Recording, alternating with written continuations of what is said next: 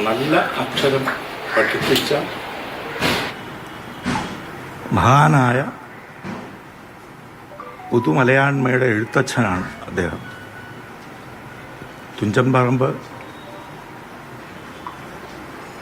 എന്ന അക്ഷരത്തിൻ്റെ പീഠം ദേശീയ മനസ്സിൻ്റെ സംഗമസ്ഥലമാക്കി മാറ്റിയതിലൂടെ അദ്ദേഹം നിർവഹിച്ചത്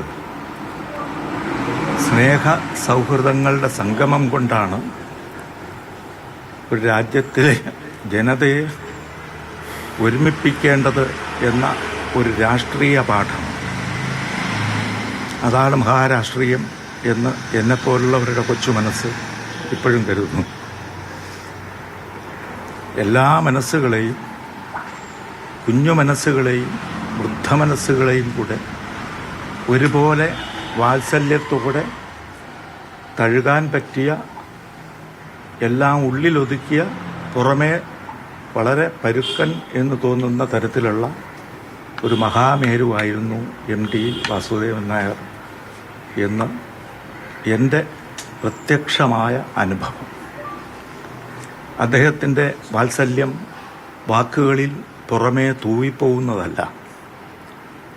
നിളയുടെ ജലകണികയുടെ ഉള്ളിൽ ഉള്ള മാസ്മരമായ ഏതോ ജീവചൈതന്യം പോലെയാണ്